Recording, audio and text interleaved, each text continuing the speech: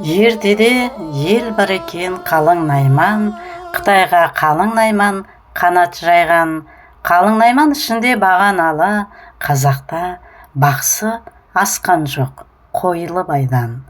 Қойлыбай жын жүгендеп бері мінген, алдында жорғалаған шашты шайтан. Қойлыбай қобыз алсақ қалбалаңдап, қақаман жалғыз көзді жынның ері, ерегіссе тау тасқа салған ойран. Дарқанның нәдір пері аға жыны, ардақтап оған шолақ деп ат қойған. Көйлекеңнің үшінші жан жолдасы, шайтанның шу асауы батыр шайлан. Қойлыбай бақсы болған, қазақ асқан, жын менен жолдас болған бала жастан. Азырақ әңгіме үшін сөз қозғайын, қалың найман жиылған бір зор астан. Бір асқа жиылыпты найман тамам, бай биі батырлары балпаң басқан. Ішінде сол жиынның барақ та бар, аузынан арыстандай жалын шашқан. Бәйгеге 200-дей ат жіберіп, күрес сап жиылған жұрт ұрандасқан. Ерігіп аңғал батыр, маңғаз байлар, бәйгеге қобызын қос деп сұрасқан. Қалқасы қалың найман қалаған соң, Қойлыбайың бәйгеге қобыз қосқан.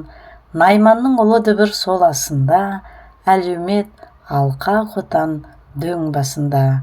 Айнала ағай сығай жақсы жайсаң, Қойлыбай қобызымен ортасында. Бас болып батыр барақ қалаған соң, бәйгеге бақсы қобыз қоспасын ба. Қойлыбай сондай тады шақырып ап, ыңғайлы бір бозбаланы өз қасына.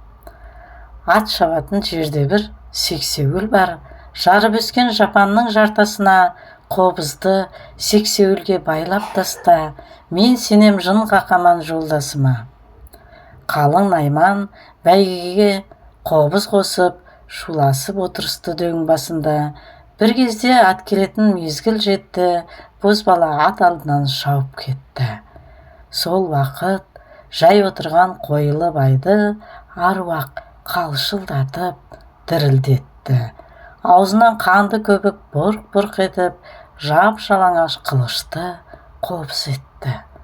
Көздері қып-қызыл болып қанға толып, сарыны сар даланы күңірентті. Бір мезгіл екпіндетіп долдандырып, бір мезгіл жыны буып күбірлетті. Қалың құмды қап-қара бұлтқа қосып, қызыл жел құйындатып дүрсілдетті.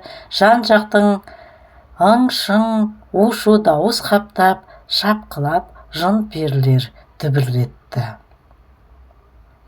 Осылай ойнап, сарнап бақсы жатты, қалжырады, қап-қара терге батты. Сол кезде ат келетін құба жонды түгендей будақ-будақ бір шаң жапты. Сол шаңның ортасында бір сексеуіл ербеңдеп, ойнақ салып келе жатты. Екі басы жерді ұрып кезек-кезек сабалап қырды жолғып жаралапты. Байланған сексеуілге қобыз беріп, көз ашқанша жиынға келіп қапты. Сексеуілді қопарып алып келіп, қақаман жұбатады еркек қартты. Қобыз келді, Қойлыбай көзін ашты, қалың ел тамашадан тас боп қатты.